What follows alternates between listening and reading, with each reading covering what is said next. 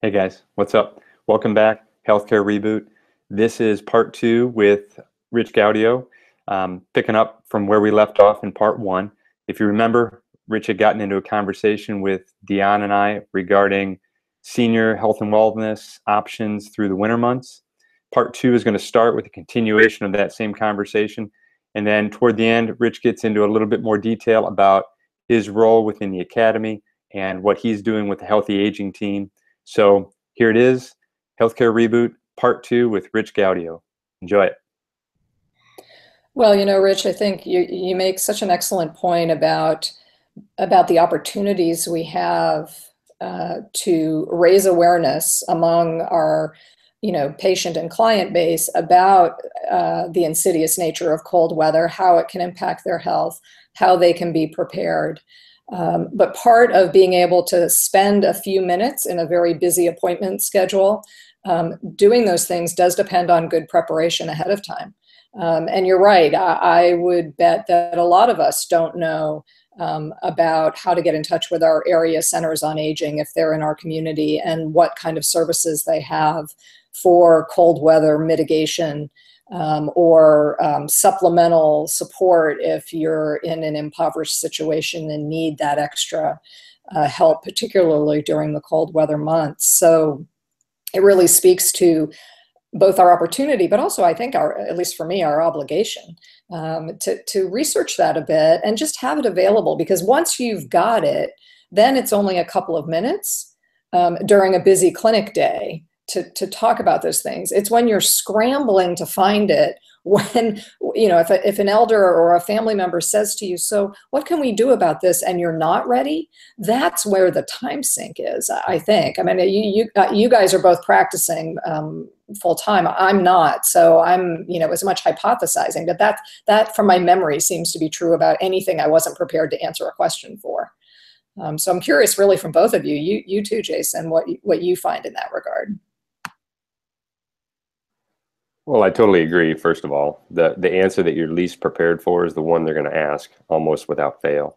I feel a little fortunate being in a very small town that it's pretty easy to know some of the local resources. We do have an older adult center.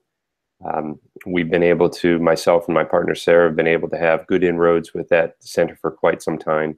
So knowing what services they provide certainly has been helpful. That's kind of our go-to and our starting spot in my community.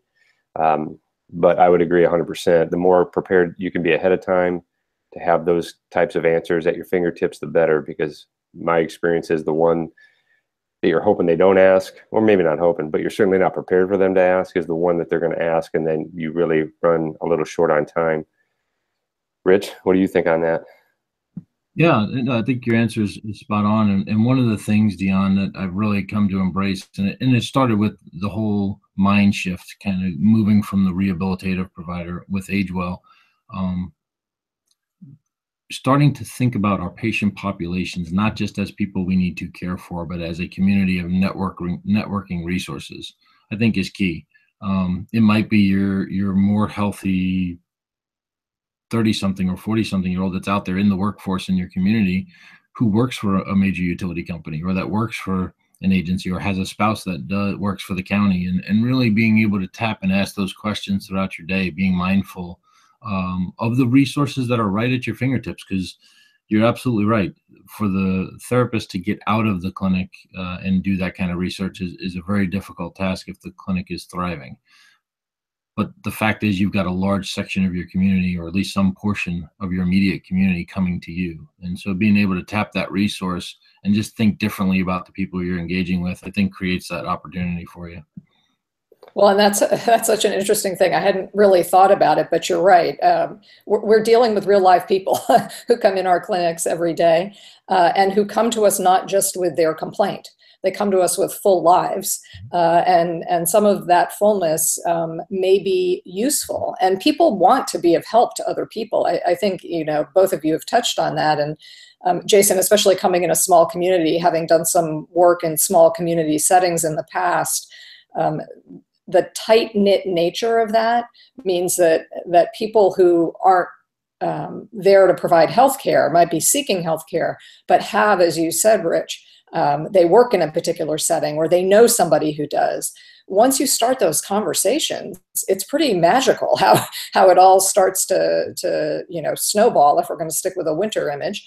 And we shouldn't be afraid of that. I think, that is the prevention piece, is really to be open to that as therapists and find ways to appropriately leverage it. That makes everybody or helps everybody be in a better place, I think, over time. I couldn't agree more. To go back to the senior center that I was mentioning, at the time that I really probably became the most connected with it was a point when I was rehabbing a gentleman for his shoulder. He's having some pain with golfing, came to me. We struck up a really good relationship. It turns out his wife was a director of that older adult center.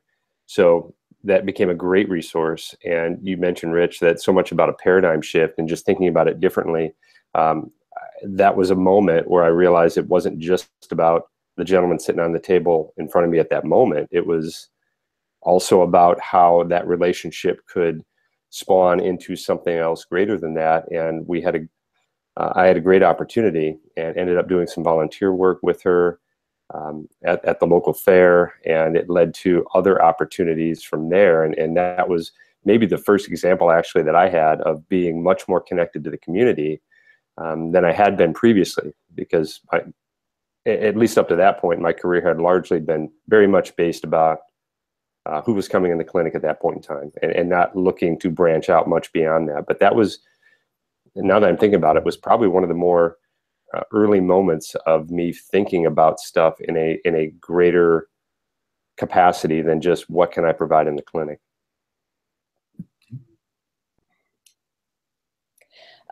Rich, I know you said earlier that what we tend to see in the news about winter health tends to be the more dramatic events or threats that people face. And I think you did a really nice job helping us recognize that there is much more insidious issues to deal with, and we should be thoughtful about those. However, I think people would be surprised if we let you get away without talking about slips and falls, and a little bit of the fall prevention kinds of things, with winter in mind. I mean, recognizing that, ice is ice, but just, what kinds of things you tend to think about or counsel elders about relative to that. Yeah. These are what I call the usual suspects. These are the things we expect that capture the headlines. And really, I think it comes down to preparation and being mindful of the season that you're heading into. And when you're thinking that way, the steps become very straightforward. And preparing the home is everything from making sure that if you've got pets that live outdoors, that you've got some way to accommodate them indoors when the nights get cold and snowy and the weather's bad. I can't tell you how many people tell me, oh, I've got a container of cat litter to throw down on the ice, but it's down in the basement buried under 5 things. And the bucket itself is heavy, and then they've got to traverse a flight of stairs. And really just knowing that probably depending on where you live, sometime in the late fall or early winter, you need to set that thing where it's either in the garage or in the mudroom or someplace where it's accessible to you. Making sure that you do if you are of the type that have clothing changes. My wife does this. She exchanges her summer and her winter clothes every year. Making sure that you get the apparel in place prior to the start of the season is a good way to go, because you do want those layering. You want to be able to put those insulating layers on deeper and the weather resistant stuff on the outside and loose fitting stuff in between to capture that body heat. These days, you can go online just about anywhere and find attachable cleats, things that you can actually clip onto the bottom of just about any shoe, particularly for icy environments. I don't typically recommend my seniors go out into the ice if it's at all possible. A lot of the senior communities these days already have crews to deal with and contend with those things. They get the salt down, they get the sidewalks and roads cleared. But for the person who's living in their individual home, it really comes down to that good neighbor thing, having the resources. if you're kind of the couch potato or someone that's not real active, not physically in shape, deciding to go out and shovel 6 inches of snow is probably a big challenge. You really need to think about who that college kid or high school kid is that's going to come and shovel for you. And sometimes just that alone is a very big conversation. Guys that have been shoveling snow for 40 years think it's no big deal. We talked about earlier, North Carolina or Virginia, we hardly ever get the snow, and then all of a sudden there's a big snow event, and they remember 20 years ago or 40 years ago the last time they shoveled, being no big deal.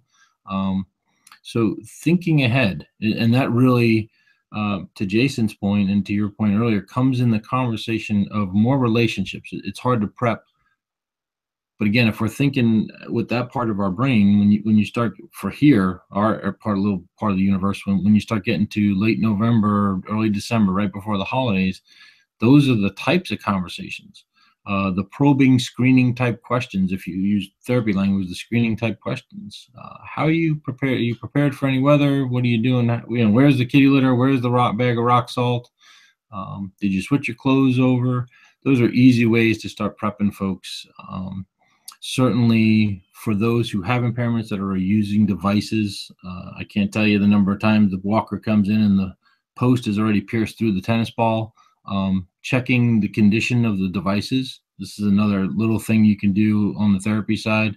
And if you partner up with maybe a local supplier or equipment provider, maybe you can do this in a clinic type setting where you do a day of replacing tips or replacing tennis balls or tightening up loose equipment. Those are easy ways that you can really take that mindfulness and prepare ahead of time. We also talk about go ahead.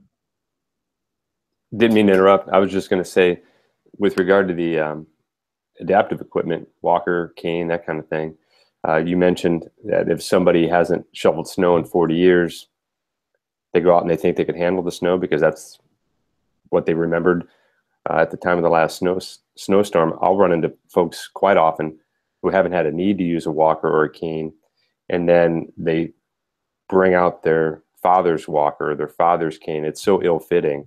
So in addition to just trying to make sure that it's in good working order, just proper fitting, because so many of them are borrowing or are resourcing another cane or another walker, and it's just completely ill-fit and needs to be, fit more properly to them, because that until that's dealt with, they're still going to be struggling quite a bit.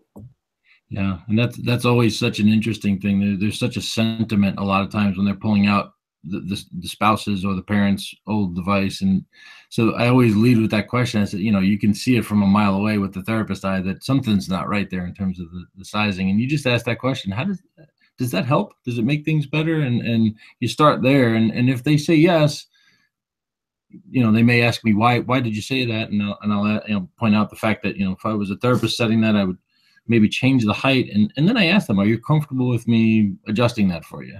And just allowing them to have a lot of control over that encounter.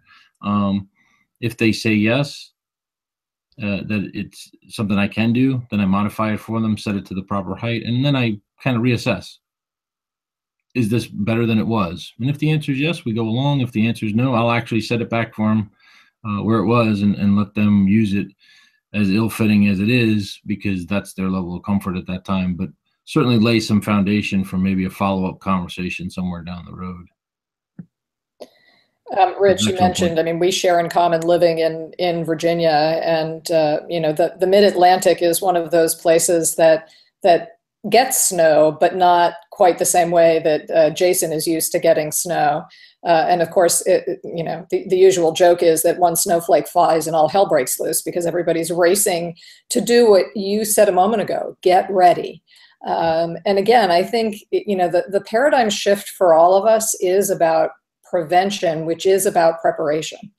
And so you've called out some really great things. My father-in-law now is in a one-level apartment. But even thinking about his setup, you've given me some things to think about how are things arranged, and does seasonality impact it, or should it impact it? I think most of us in our younger adult years just make those changes without thinking. And it does take more forethought as we get older, or if we're caring or related to somebody who's older, thinking along those lines. So I really appreciate you calling that out. The whole cat litter thing is another thing we could have a whole podcast on, about whether or not cat litter truly is effective for keeping you up on your feet in the snow. But it is a common one we see. I don't know, Jason, I don't know if they use cat litter up your way, but it's a big one down here. I've never heard of it, actually. It's either a little bit of sand or the de-icer salt. That's pretty standard, but not cat litter. Don't know that one. Yeah, we get a lot of sawdust down here too, sawdust. And I think that just speaks to the materials available in the climate, right? I mean, although the salts are available, the older generations didn't necessarily have that stuff. So they defaulted to what worked at the time. And that's really, a thought process.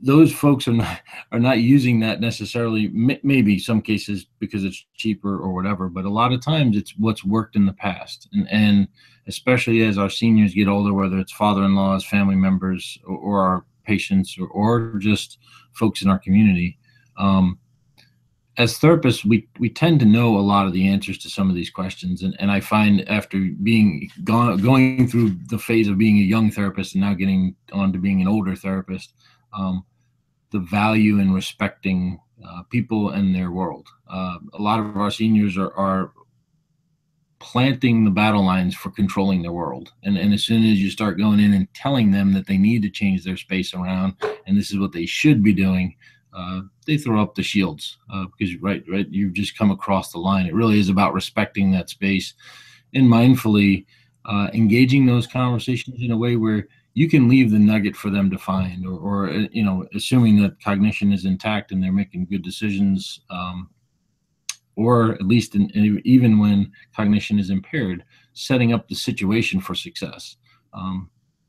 So you've got someone that's maybe moderate dementia and they're kind of making it on their own. Family lives next door, whether it's your family or a patient. Having that conversation ahead of time about moving the salt or moving the kitty litter makes less sense, rather than, oh, look here, Mom, the kitty litter's here, or here's the scoop, and this is what I'm going to do. Just letting them know that the space is prepared, or giving them the opportunity, if they're more cognitively intact, to think about preparing the space.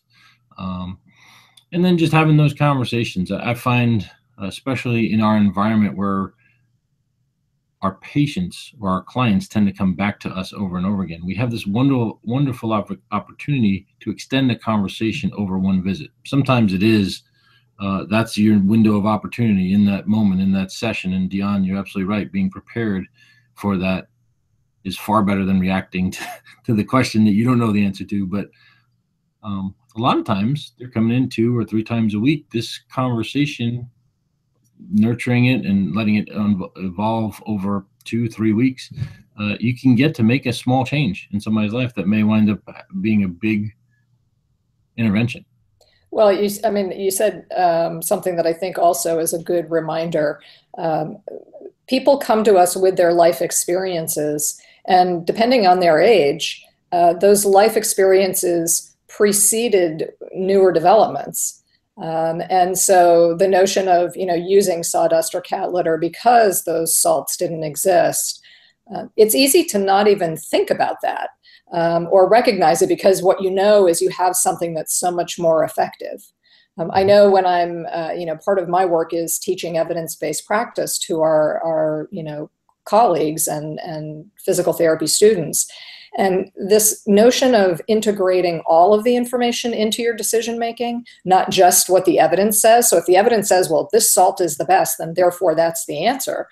It's not the answer. It's not the whole answer, right? And I think that is another piece to our conversation is really factoring in those social, contextual pieces of information that make our recommendations more acceptable and help us be prepared to fit somebody's expectations. That takes some real thought, and it's important for us to remember that. Absolutely. I would say more so than thought, even respect, because what we're talking about here with um, these traditions have in part built a bit of their self-identity. And Rich, you're talking about them being prepared to put up walls.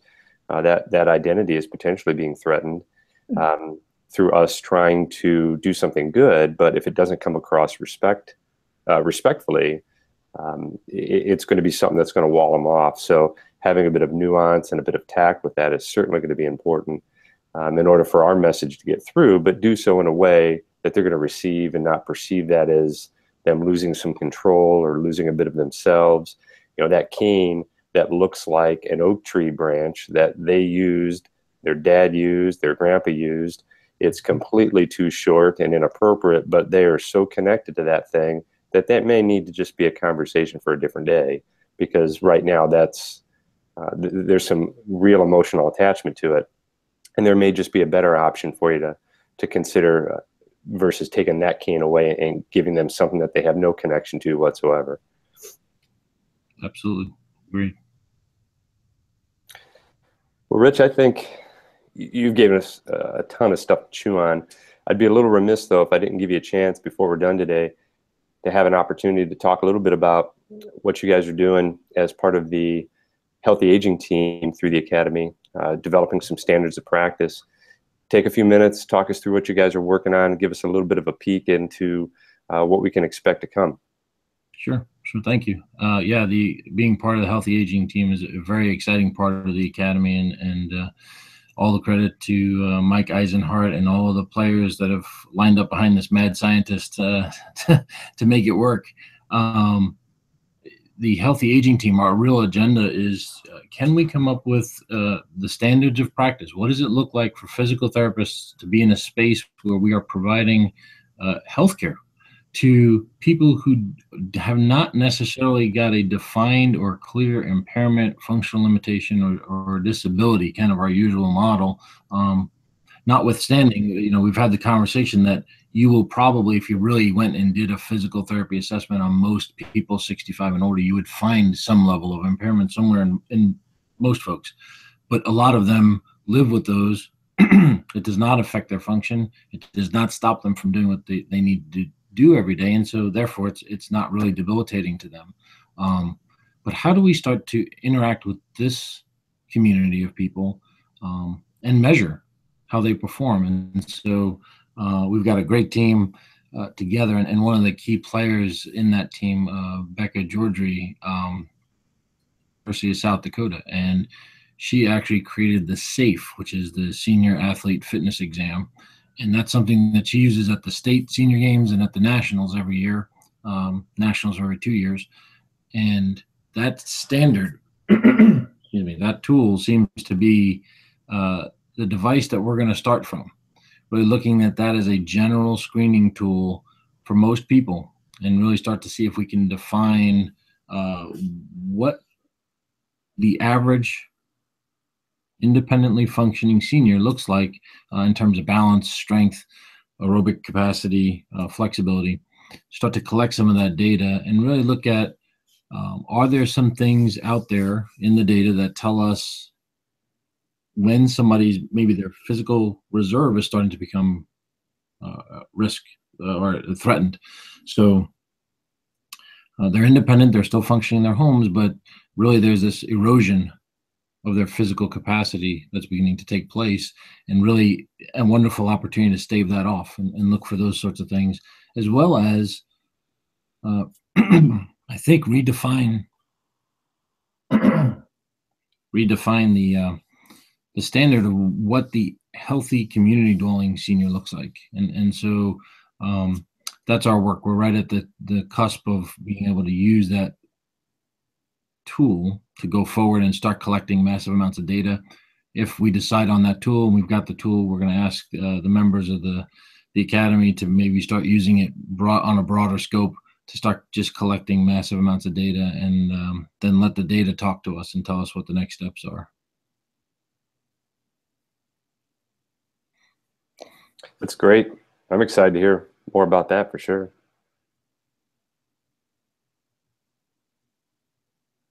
Well, so it sounds like we have run through a lot of good information and probably given everybody who listens in things to think about relative to not only their practice, but their own families or their own communities. So, Rich, thank you very much for spending time with Jason and me and exploring these different topics. And much success wish to you and your partner in your new practice. We'll look forward to hearing more updates about how that's going over time. Thank you. Thank you for having me. Yeah, thanks, Rich. Appreciate your time. Good luck. Go crush it. Well, thank you for listening. That was Healthcare Reboot with Rich Gaudio. As always, look for more things from us in the future. Stay connected. Look for us on Twitter at the APHPT or check out the website, aphpt.org. Thanks.